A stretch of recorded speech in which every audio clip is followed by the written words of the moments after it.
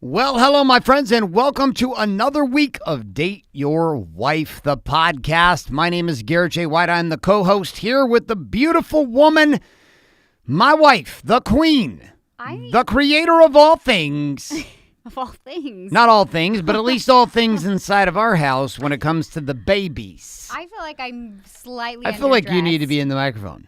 Are you in the microphone? Listen, buddy, I'm always in the microphone you go. But for those of you who don't watch this video, Garrett is like in a full-on tie and suit. Yep. And I'm in a really cute striped tee, though. Yep, you are, and that's how I do it. I actually told you to wear the tee so that I could deliberately come into the show today. Me. And one up you. Thank you to David August. David August Suits, by the way, custom clothing. If you've not checked out David August, but that's not a paid sponsorship. I know. It's like I feel like we're on a radio. You should definitely check out some David August. You look sharp. I was like, thank you. It. That's right. A little sharp. I outdressed you today. How's that make you feel? I'm in my best tea. Okay. You're in your best tea.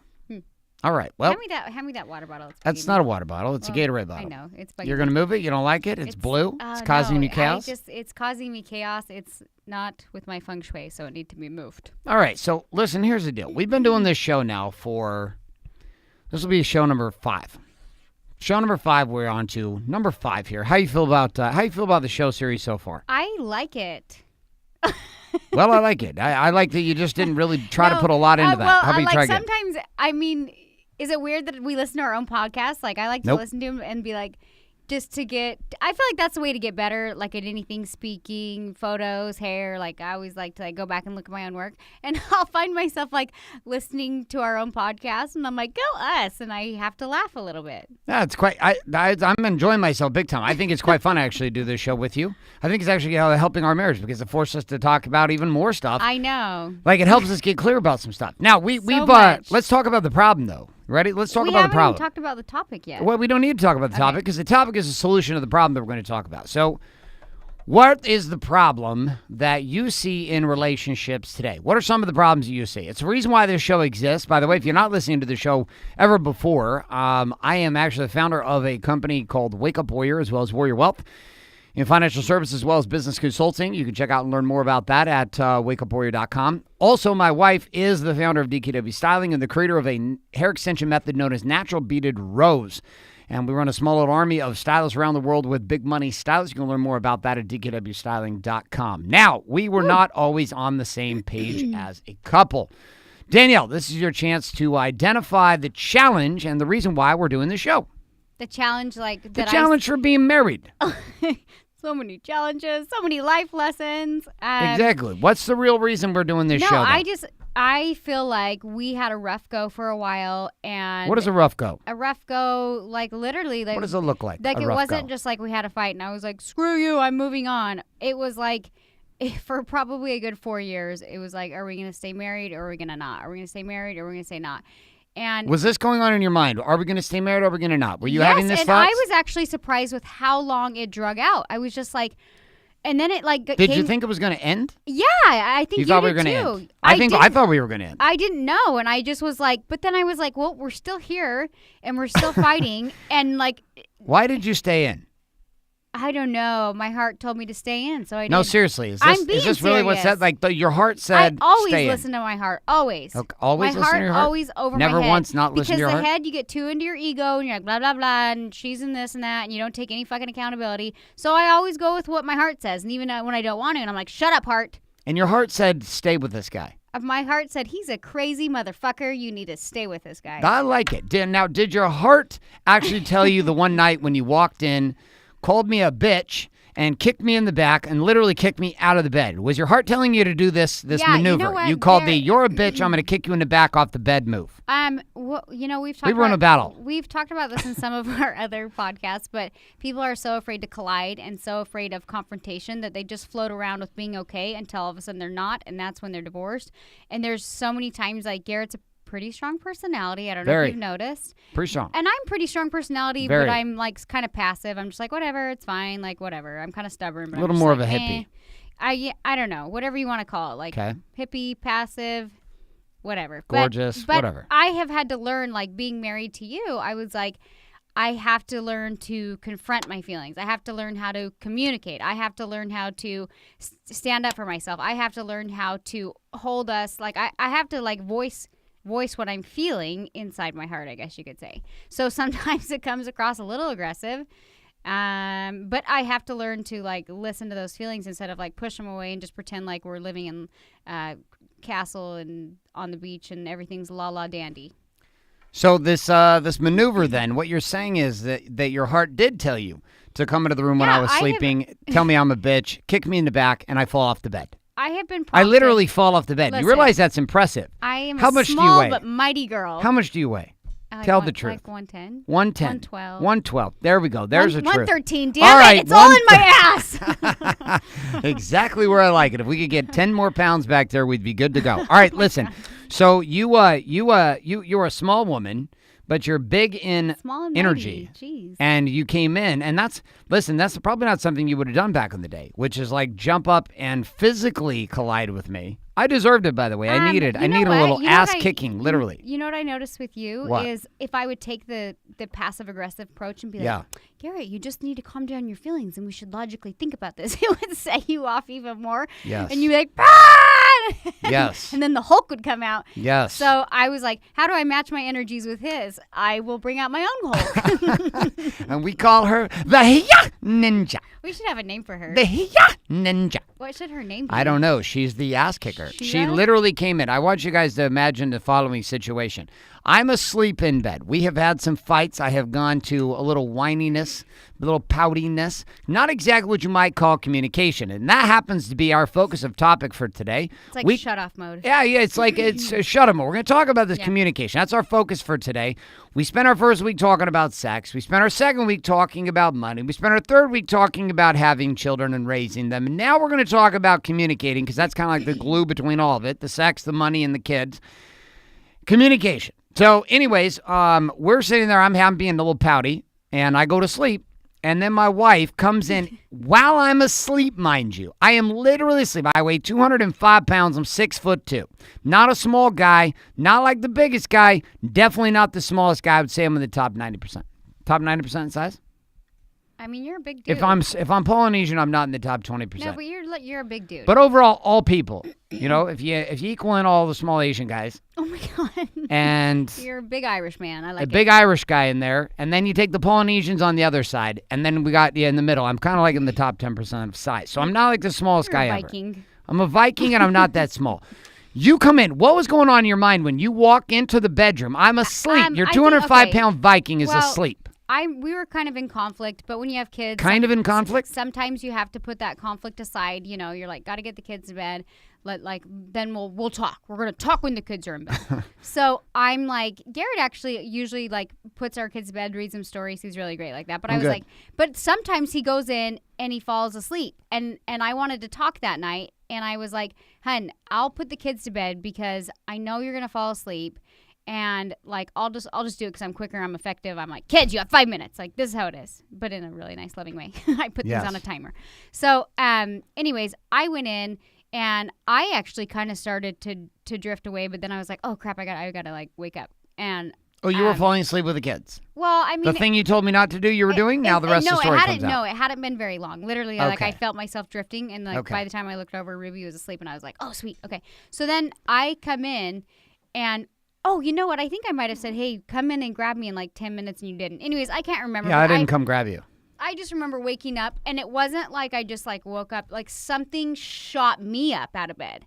Like literally, like it's like, have you ever had those moments where you like sit up and you're like, whoa, and you're like, what the hell what just woke me up? Yeah. Like I swear it was. You have those moments more than I do. I know. I'm super. I just get. No, it's good. It's good you follow your heart. Weird. Continue with this tale though, because you get a little whoosh. So I get and you a get up. Whoosh, but it's this surge of just so pissed, and I'm like, that fucker went to sleep.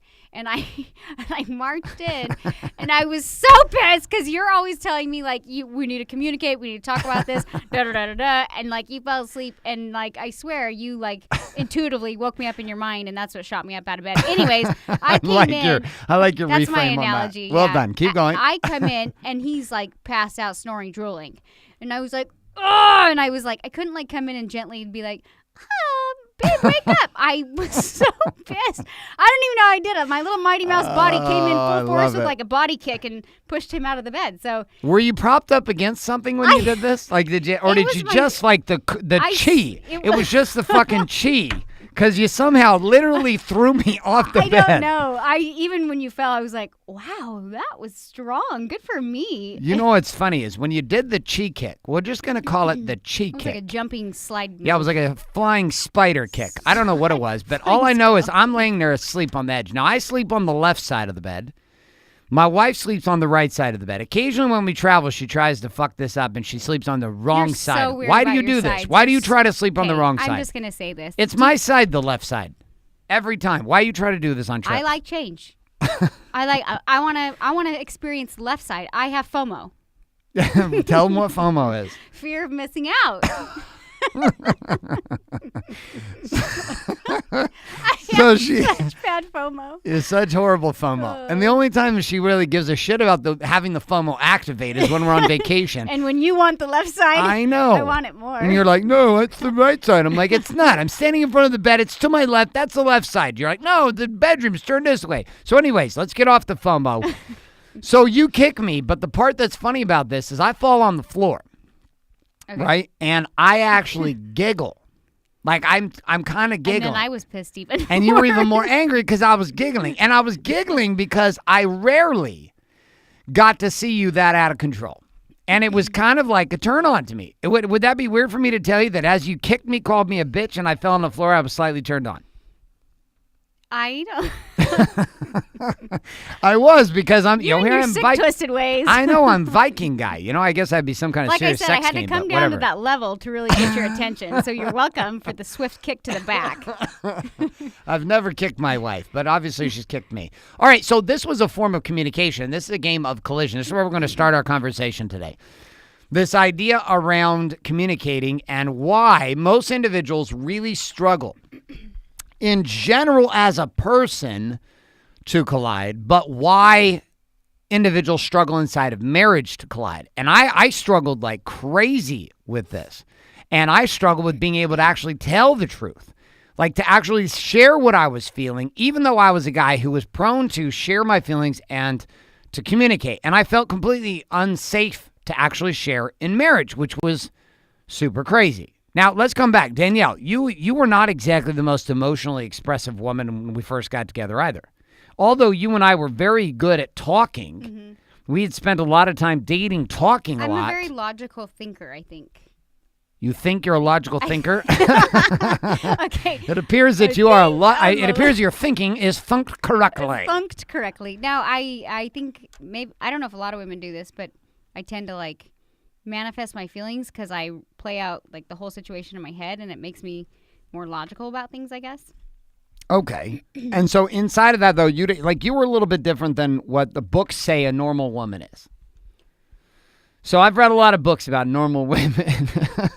That never seemed to work out. When you tell me, I love when you're always like, you're not a normal woman. I'm like, thank you. Yeah, okay. All right. Now listen, I would give you shit because I'll be like, you're not a normal woman because it says in the books that normal women talk about their feelings all the time. But I was a guy who wanted to talk about my feelings, so I wasn't exactly in the normal book. You weren't comfortable talking about your feelings though. Like why? Why was this? I the grew case? up in a family that. Sorry, I'm stretching. You stretching while looking at yourself on a video stream? I'm stretching. I was making sure.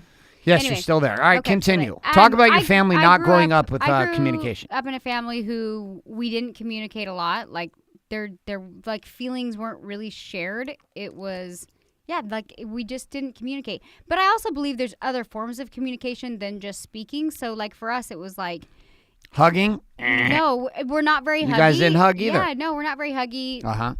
But I think as my parents have gotten older, I think they feel like they have FOMO of that. And now they are always like, love you, They have FOMO hug you. because I'm in the family. Because I'm a hugger. I don't know. I force everyone to hug. Hey, that's good.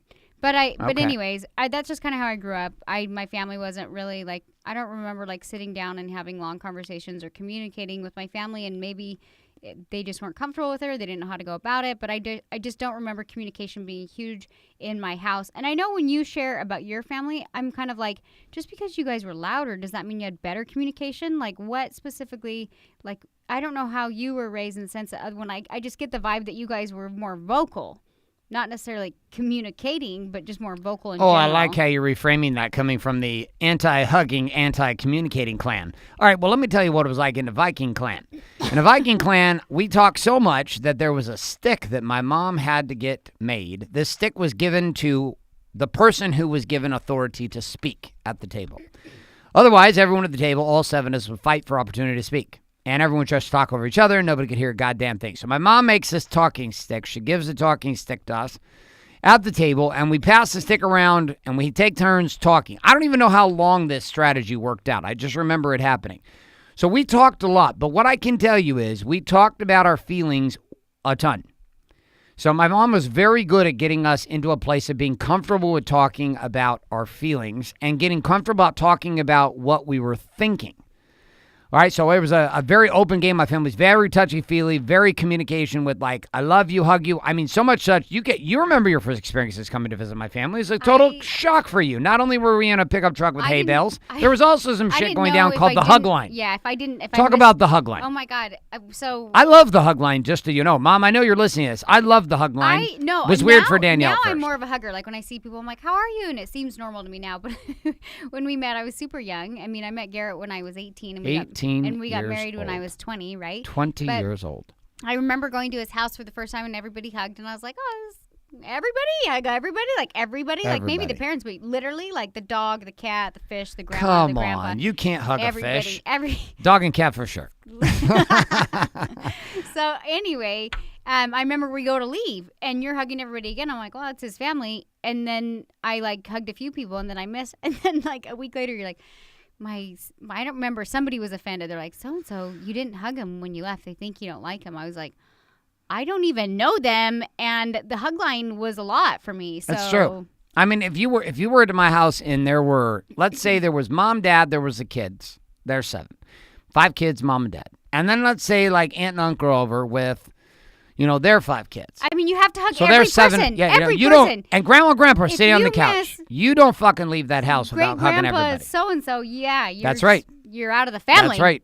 Well, you are out of the family if you don't hug. So, like, it was kind of a hugging mafia communicating I think your game. mom still holds that against me.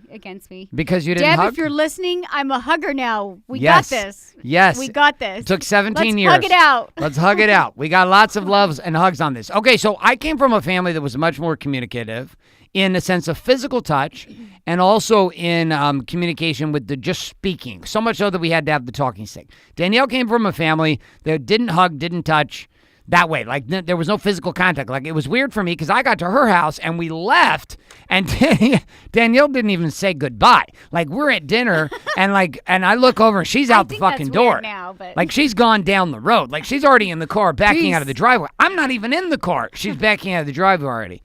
And I'm sitting there standing in the doorway. I'm trapped because I'm like, listen, is this authorization? She didn't hug anybody. Am I supposed to hug someone? So then I did my thing, and I made everybody uncomfortable in the entire family on Danielle's side by walking and giving everyone a hug. But can we acknowledge that I have definitely introduced hugging to the Wathans? And Do you think there's more hugging going on in the Wathans, and I think yes or they no? realized, like, they were kind of missing out. And now I notice my parents are better. Like, when I talk to them, like, love you. Like, we didn't say I love you a lot even. Never. It was super weird for me. I think it was just kind of, like, known. It was like... It was known? Was it known? Did you know? It was like a fist bump or a head nod. It was like a head nod, love? It's like an old school emoji, which you did with your own face? No, I just always felt like we knew, but because it wasn't spoken, it was uncomfortable. And so, I knew my parents loved me. I felt loved. We were taken care of. I occasionally liked my brothers and sisters. Sometimes loved them. Sometimes liked. Sometimes loved. All right. So we have this game of communication. You were raised one way. I was raised another. With your friends, were you really communicative with your friends? Like, did you talk with your friends a lot about things? Or how did that go with girls, like, when you were, like, before we got married? No, I didn't, because I wasn't taught communication when I was growing up. I remember I had, like, a few college friends that, like, went through, like, super traumatic experiences, like when I, like, lived, because I lived in the whole dorm life for a minute. Mm-hmm. And I remember one specific situation. I had a friend named Haley, and I can't remember what happened, but somebody died or something. No, one of the kids down in the in the orphanage she'd worked at had gotten molested. The guy down there was molesting all the kids at the orphanage she had just come back from. She was breaking down. Continue. Like, I didn't know. I was just like, are you okay? And I don't remember, like, sitting down or talking to her. And I didn't know how. I was like, gosh, that's really sad. And I went and told Garrett because I didn't know, like, what to do or what to say. And he was like, and then I was like, I went and took her a Slurpee, though. And he was like, oh, my God, like, your best friend went through this traumatic experience and you took her a Slurpee. And I was like, I don't know. I thought that was a big Slurpee. I don't don't know. We know there's no chance in Haley listening to the show, but we can't say that, we did act like there was deep love for Haley at the time. I was caring about her too, and I was kind of stuck in this weird place. I was like, man, this girl's really hurting. My wife just gave her a big Slurpee, and I feel like some other shit should be done around here. So I actually sat down and had a conversation with her. So this is how we're entering into relationship. And you inside of your marriage, you guys have identified, I want you to actually identify inside of your world, like you both did not come from the same communication place. You were taught communication by your parents. You were taught communication by your families. And generally what I've seen inside of working inside the Wake Up Warrior movement and dealing with thousands and thousands of men and those men being married to women is seeing that there's always a touchy-feely person and then there's a not touchy-feely person, right? So sometimes it's the guy who is the guy who's all about touchy-feel, and that's how he communicates, is I want to be touched, etc. I'm going to introduce you what I call TTF, tell me, touch me, fuck me, here in a minute. And then we have this other side of the equation, which is somebody who doesn't want to be touched, who communicates totally different. Danielle and I communicated from two very different places. You can see the background that we came from. So let's continue then. This was a struggle. Like, I mean, I literally wanted to sit down and just share my feelings with you for hours, but you had like a thimble of container available for my 42 gallons of feelings. What was this like when we're first married and we're trying to get along in conversation and I'm this like bursting emotional, I want to touch you all the time and talk about my feelings, and you're not? I think I didn't know how to handle it, to be honest with you. Like it was like it. How could I describe this? Like, it was like in my bubble. Like, you were like so much in my bubble, but I was like, and you're like, I'm married. I'm supposed to be in your fucking bubble. And I was like, that's right. I know, but I can't, like, I'm feeling like overwhelmed a little bit because I wasn't taught this, because it's not like my ammo. Like, I was feeling kind of overwhelmed, like, ooh. And so I think I would like push you away, and I wasn't meaning to, but I was just like, I just need some like breathing space.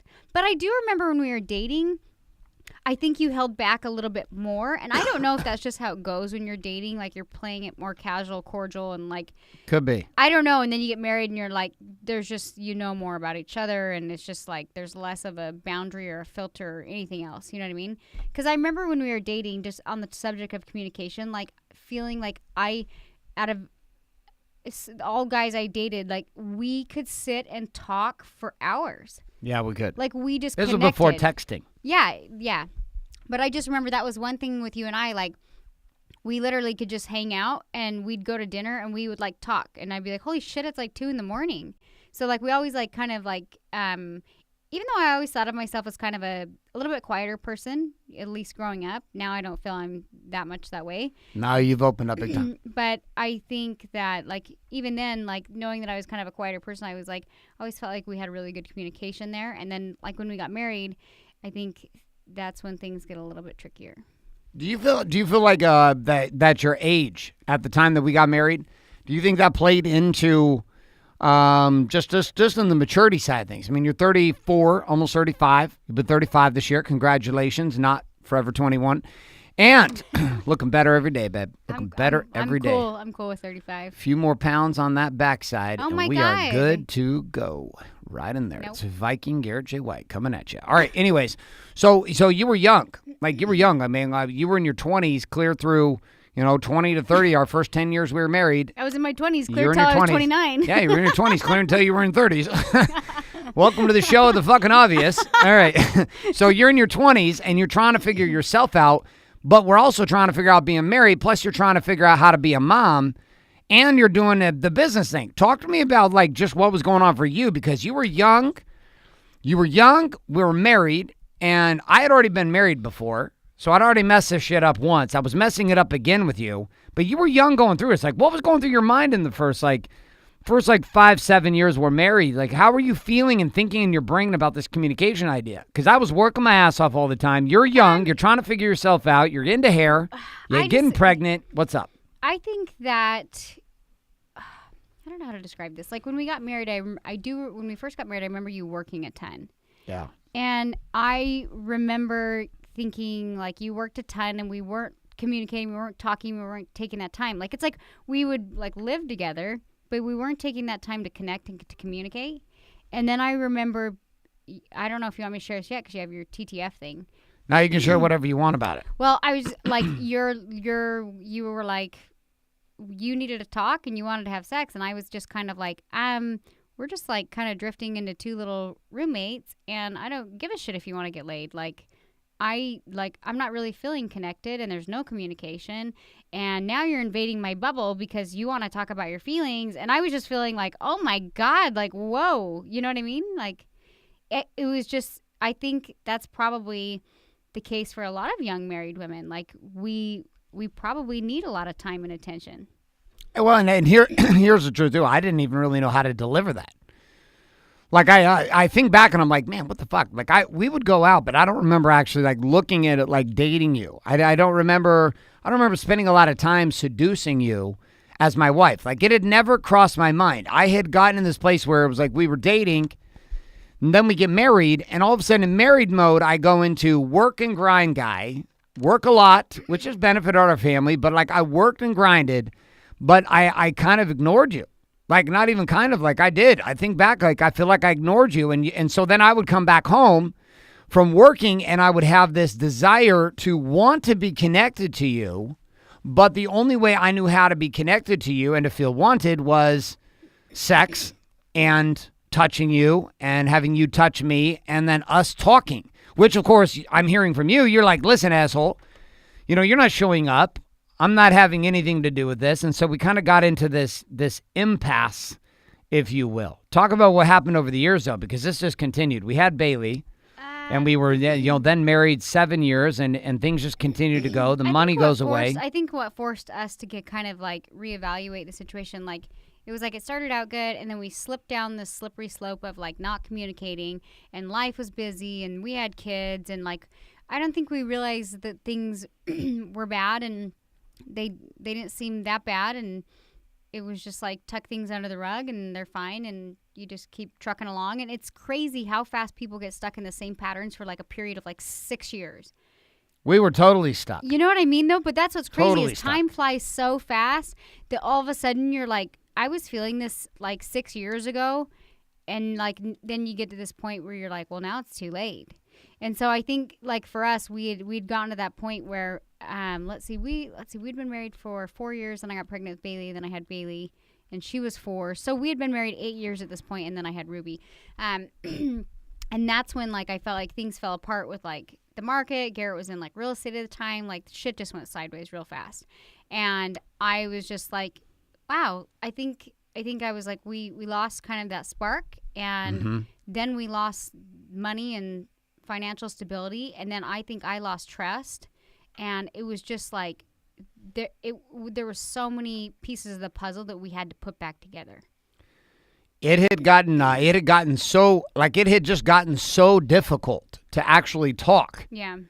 Like I remember getting to a point where I couldn't even talk to you. I would end up talking to clients. I would talk to friends. I found myself in conversation with guys like talking and bitching and moaning and whining with each other about how marriage was. Like we were not having sex that much. And when we were, it was like this very rough thing. Like we didn't know how to talk. And so we would almost ignore. It's like both people are at edge. Yeah. But it was like we would find reasons to go out with other people or not go out at all. Like, it's almost like a fucking blur. Like I don't even hardly remember what was going on. I just know that it was like years were being erased from our lives, and we had no connection. But you know what's weird? I'm a firm believer that, like, in any area of your life, whether it's body, being, balance, and business. You should. That's a core four. Okay. Well done. If any area of your life, if you don't figure it out, it's like do not pass go, do not collect $300. Like, you'll stay stuck in your same reality until you choose to do it differently, and you'll just continue to make loops. You know what I mean? And I think that goes with all areas of your life. So if you have a shitty marriage and you stay in that shitty space and you're just going to repeat. Even if you get divorced and you go on to the next person, if you don't learn from your mistakes and try to better your situation, you'll just keep repeating the same thing. And so I think we both kind of at least I felt like I had that realization. And I remember saying with you, like, when you were like, why are we still in this? What are we doing? And I was like, because I don't know if it's going to be any fucking easier with anybody else. So we better figure out our shit. That was when we were having talks. Like, that was when we'd even gone into therapy. And I was like, maybe you need to date some other people. You remember this? Yeah, I'm kind of a committed person. Like, I'm not open. But you opened your mind up to it. No, I didn't. Like, you didn't actually go, but I'm just saying, like, I said, listen, maybe you need to go date somebody else to figure out if I'm the one. You remember this? Yeah, and I was like, really? I feel like that would actually make it worse. Right, but we opened up the door. We started talking about things like this. We had that talk. Yeah, we talked about it. We're like, where would that take us? How would it be? Would it help? Would it make it worse? And I was like, But I was willing to put on the table, which was kind of a nerve-wracking thing as a guy. Because I was like, man, shit, I had just gotten to a point, we had gotten to a point as a couple where our inability to communicate with each other, because here's the phase we went through. We went through no communication. And then we went through, I don't even know how long. How long was our communication phase where we pretty much just fought every time? Like, you actually decided to fight. I tried to fight with you for years, but you would do this ignore me strategy. You were like, I'm not fighting with you right now. And you would just, like, block me out. And I would get even more fucking pissed. But then I would have to go. I didn't know how to communicate with you because you would get pissed. But then I felt like you would pop your lid. Like, we learned this phrase later in therapy. But you would, like, pop your lid. And then I was like, you were in, like, a whole nother zone where I couldn't communicate to you because you were not at my level anymore. I was, like, at a different level. So we couldn't communicate because you were, like, somewhere else. And that's when I realized, like, I'm like, if I got to pick this fight, if I got to communicate, I'm going to have to take it to his level and vice versa so that we can actually figure some stuff out. Okay, so all that surrounded this entire game of communication was the power to collide. Like, we had some very intense collisions. Do you remember the collision with you were pregnant with Ruby? Yeah. And you woke me up in the middle of the night? I always, it's the middle of the Something night. about the middle of the night. So you're pregnant with Ruby, Really, and you completely... It's when my spirit guides come to me and tell me to... It's like the middle of the night. When is this? 2010? 2010. We're not doing well, but you're pregnant. This has got to be horrible for you as a pregnant woman, knowing that we are not doing well, and you're pregnant. Like, this is like, I'm sitting here right now at this moment, I'm having this feeling with it. I'm like, man, that's fucking really shitty. Yeah. Like, what was that like being you then? Because, like, it was not good. Like, and I was hardly around. I think I gained a lot of courage in that year. I think I stopped looking at you as like somebody I needed to rely on to produce my happiness or success or financial obligations. And even though I was carrying our child, I was like, fuck it, I got this. And I gained a lot of courage that year because it wasn't about me anymore. I was like, if he's going to be working all the time and he's not producing at the time, I was like... I was gone all the time and I wasn't making money either. I was like, I have 2 kids, so... I can't count on him for shit. Like, that's literally like what I had to play out in my mind. I was like, I have 2 kids and I want a nice life and I don't need this. And so I don't know. I mean, that sounds real harsh, but I had to kind of play out that situation in my head like, okay, well, figure it out. And that's when I actually birthed my business and was like, wow. Now, I had during that phase, I had brought on a lot of emotion. But I was actually draining my emotion and having conversations with other women.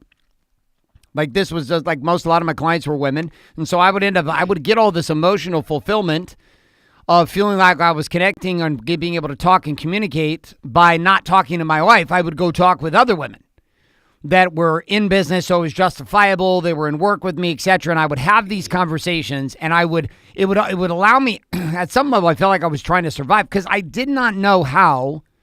It sounds so crazy now. I remember you telling me, though, like, you were like, I feel more comfortable sharing my feelings with these women who are, like, who I'm not married to and who are kind of strangers. They're, like, clients of mine, but I feel more comfortable expressing my feelings to them than I do you. And I was like, wow, like, that hurts. But I was kind of like, okay, well, like, I didn't know.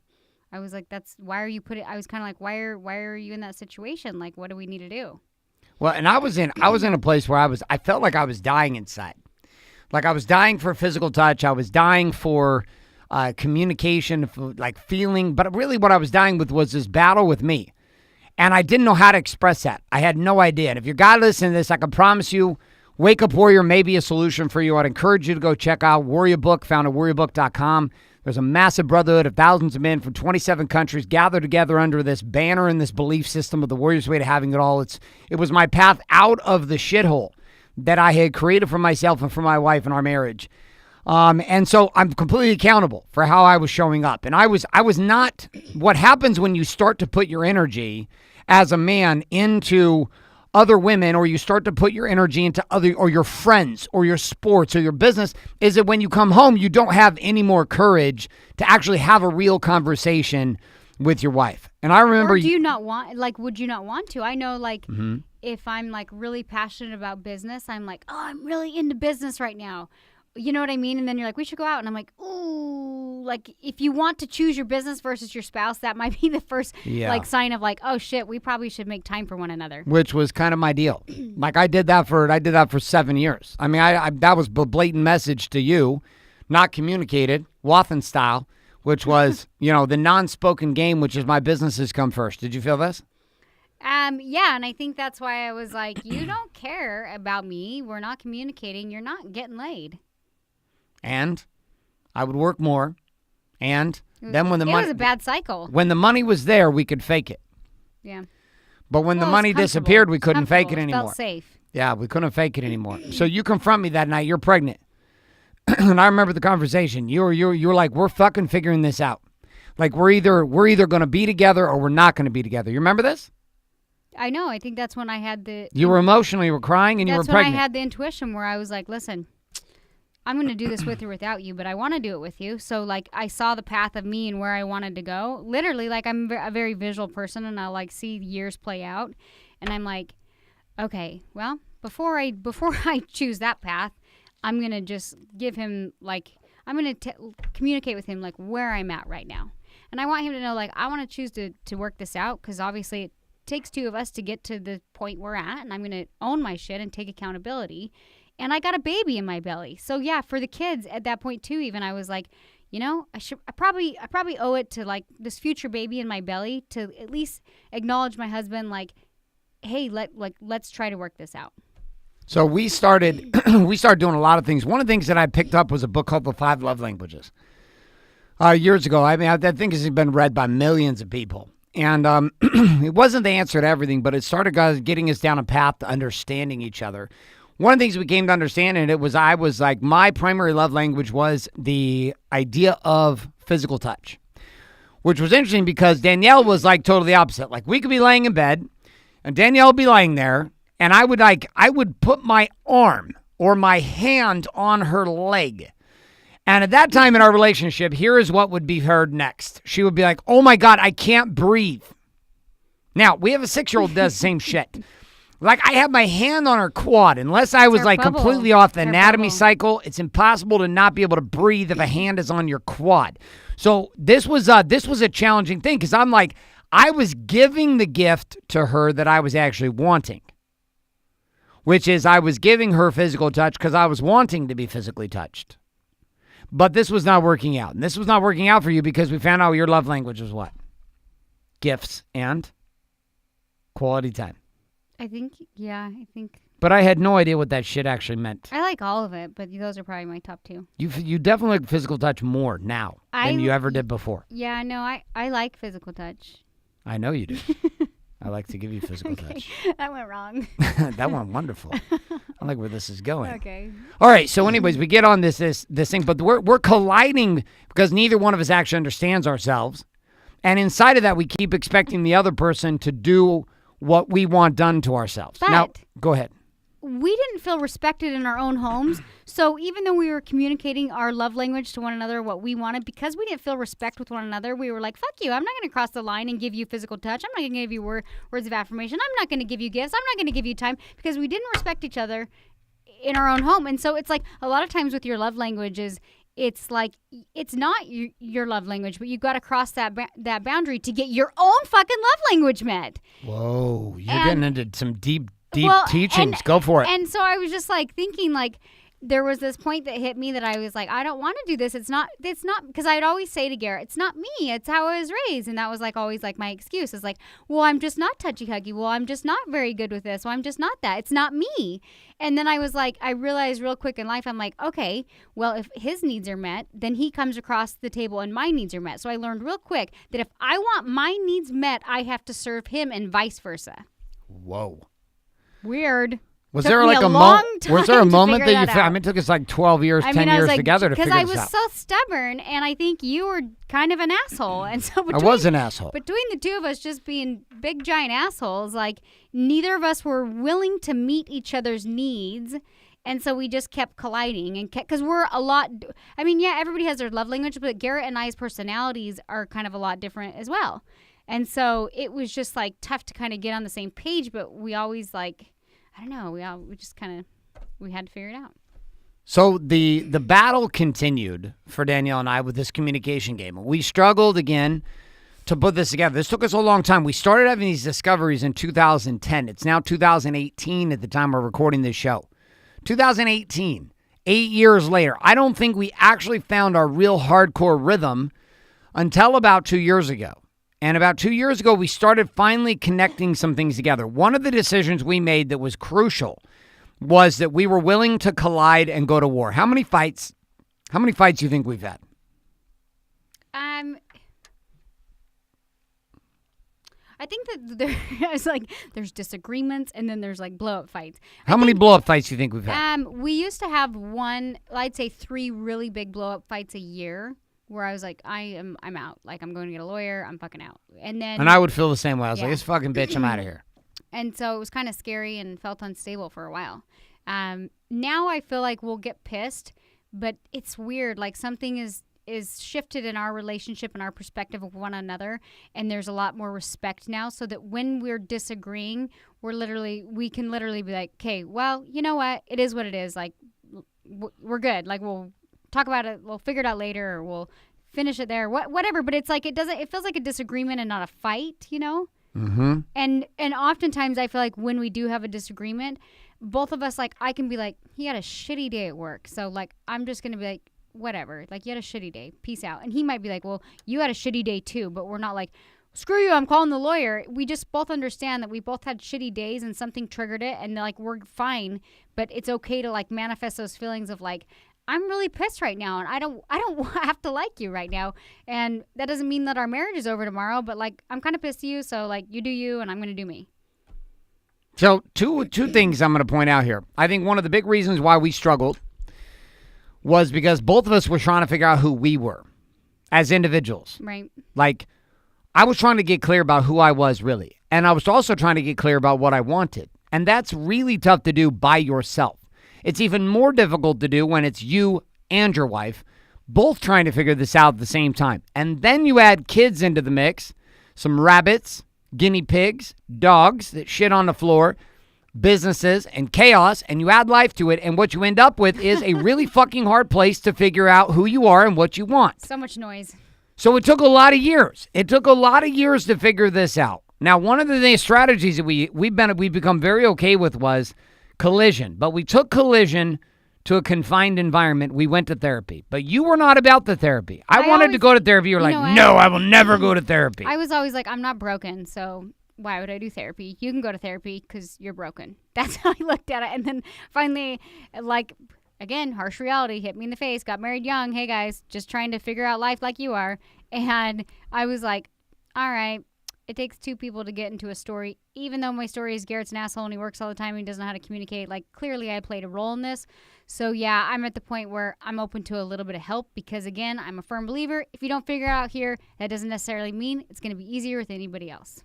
So we were sitting in the kitchen. What led us to therapy was I had spent a lot of years Danielle was trying to figure out what would make her happy.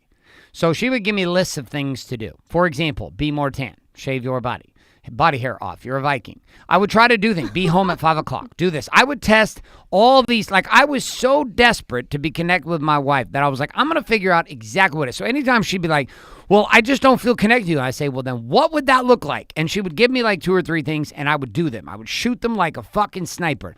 Bah! bah, bah, bah. Well, eventually we got to the end of the whole list. Like, there was literally nothing. And we were sitting there, we were talking about purchasing a new home. It was before we moved to the home we're at.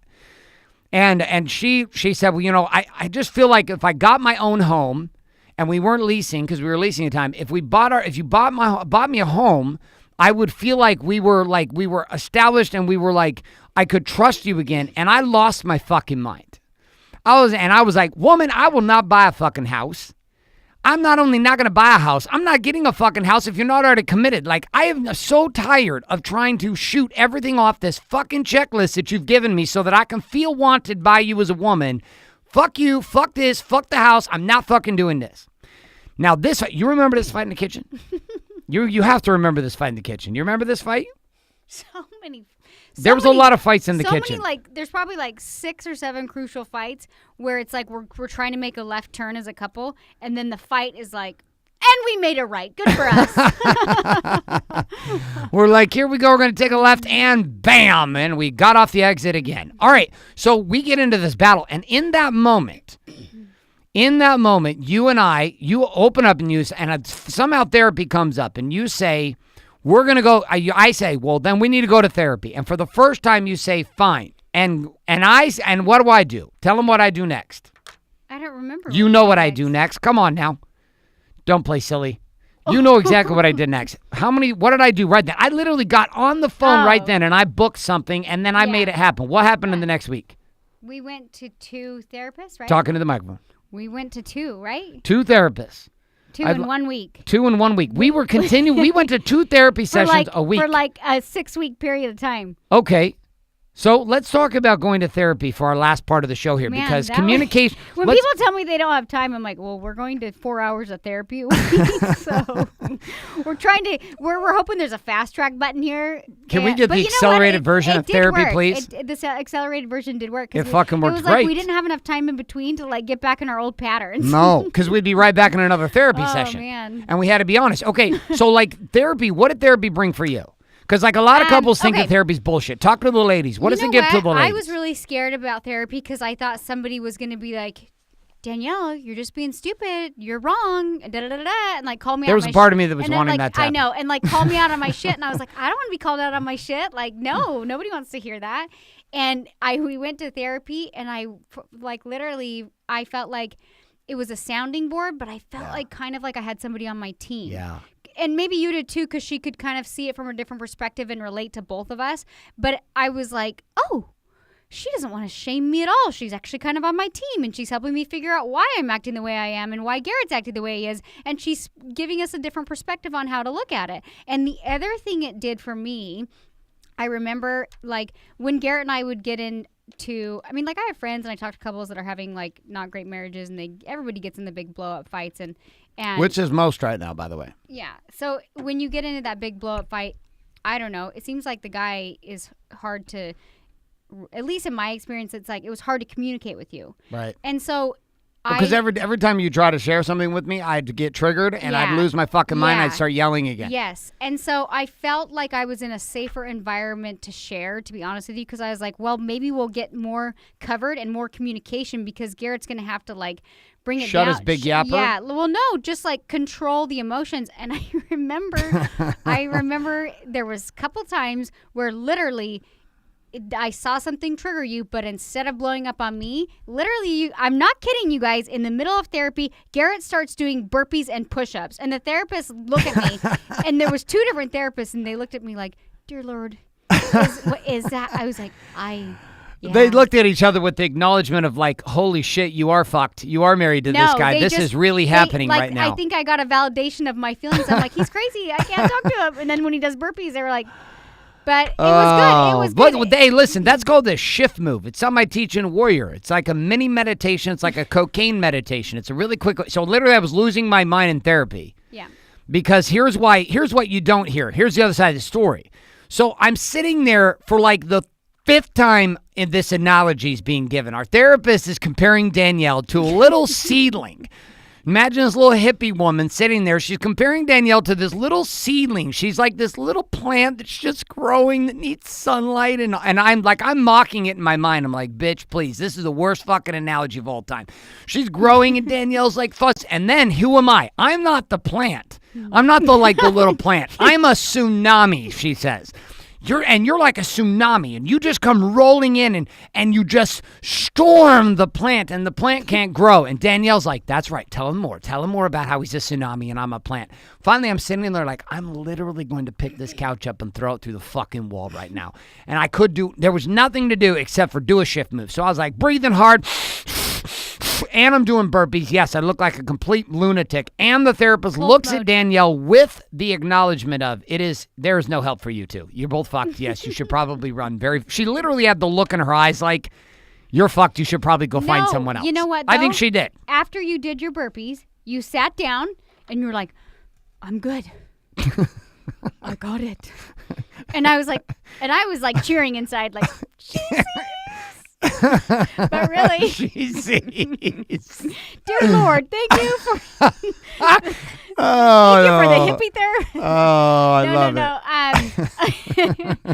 I literally, you kind of like collected yourself, and then it was like we could get past where we had not been able to get past in our arguments in the past, because I'd get pissed and you get pissed and they'd get yelling and then shit would fly and like we're like, ah! Yes. And so the problem was, if we were alone during that, what would have happened? Nothing. That's what I'm saying. We got past that initial like triggering one another. And when he triggers me, I go into robot mode where I like say things where I'm like, oh yeah, she'll just jab the shit out of me. I'm gonna put that knife in. I'm gonna twist a little harder, because girls are bitchy like that, okay? So sometimes we like to jab when the guy's blowing up. I'm just throwing my daggers. I'm twisting them around. I'm like, how does that feel? And that's not productive. No. It doesn't do anything. And so anyways, we were... And I'm like... So either way, like, don't let us fool you. Like, that's kind of what's going on. But it made us get past that point of the conversation and actually,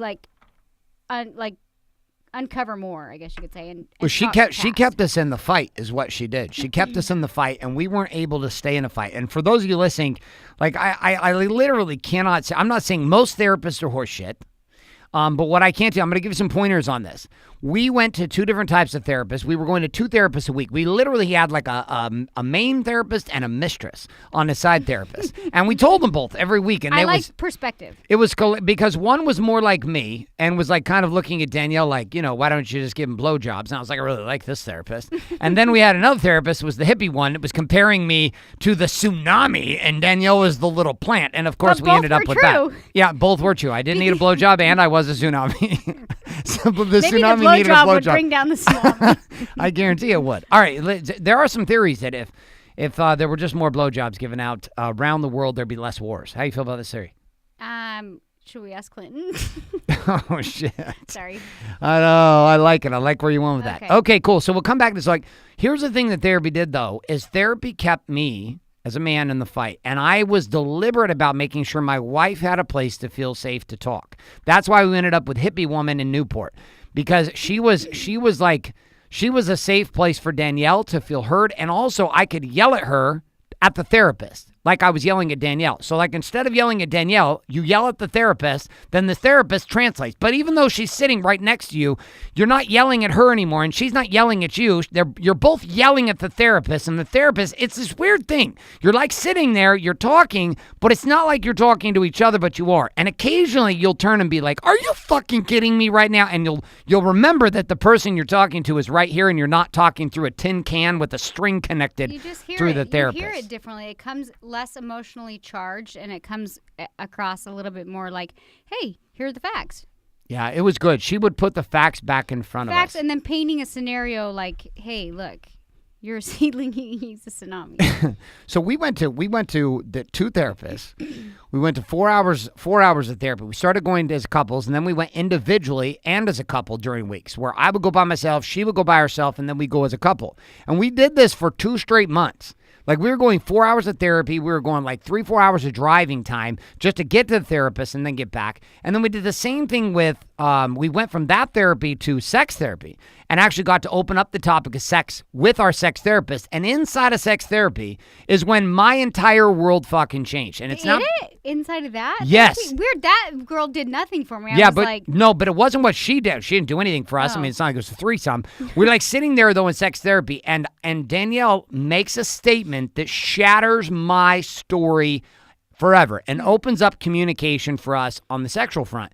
Do you remember what she said? What'd I say? You said, I love giving blowjobs. No, I did All not. right, you didn't say that. Oh You didn't my say God. that. But you did say something down the line of communication, which was, what did you say about sex? I think you had a story. I don't know. I did have a story about you and sex. Yeah. The story was very simple. My wife doesn't want to have sex. She doesn't want to touch me. She doesn't even want orgasm. She's a fucking robot. I like sex. I'm not like a touchy-feely, huggy person, but I like sex. Yeah, well, and in that one, you said to the therapist in sex therapy, after 6 weeks of the hurricane of therapy with the other therapist, we go to the sex therapist and you make a comment sitting on the couch right next to me. You're frustrated and you look at her and you say, I want to get laid. I want to have orgasms. I want to have sex. I want to have great sex. And I'm sitting there like, I don't know who the fuck this woman is. Like, I don't even know who they have transported into this room right now, but she's shattering all my Giselle. stories. I've got multiple. Giselle. Hello, Mrs. White. So anyways, my story changes inside of this one moment. So people say, was the 8 weeks of therapy that you guys went to? And, you know, we did 8 weeks of therapy, which normal people would do in a year.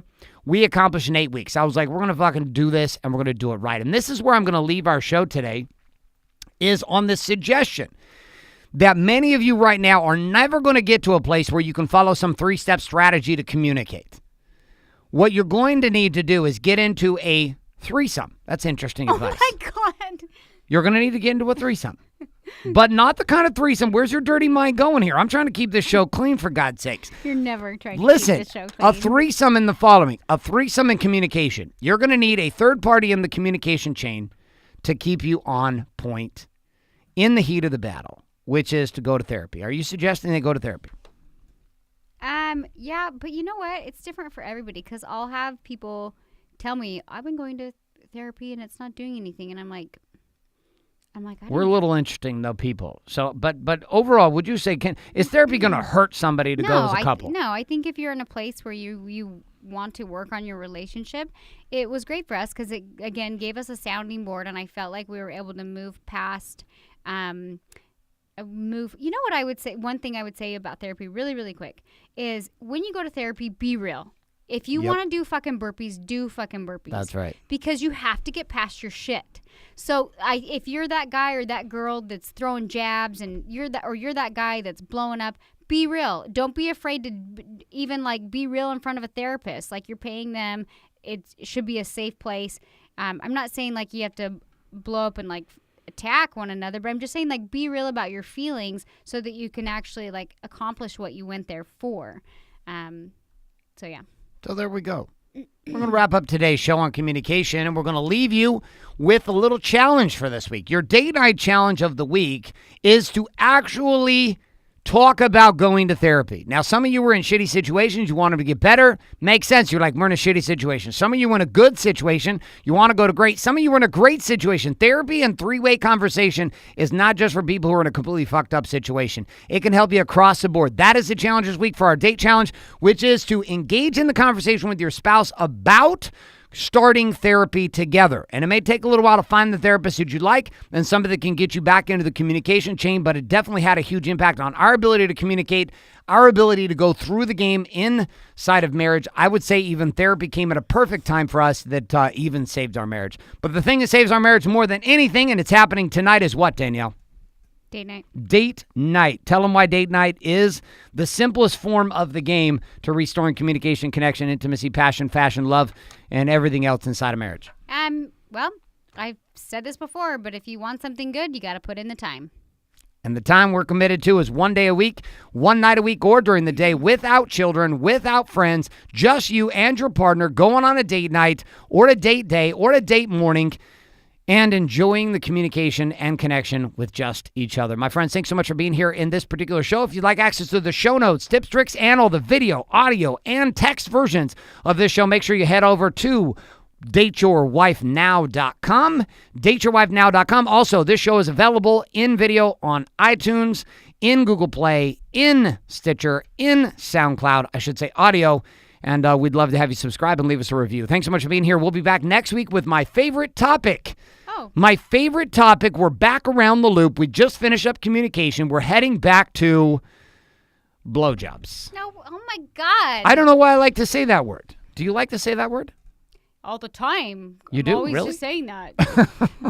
We're going to be back with the topic of sex and marriage. And inside of that, we're going to be discussing how to communicate what you actually want sexually Do you need more with your blowjobs? partner.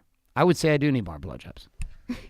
Listen, there's Christmas, there's your birthday. Oh, boy. Yeah, exactly. We're going to be able to communicate this live on air, it appears, next week.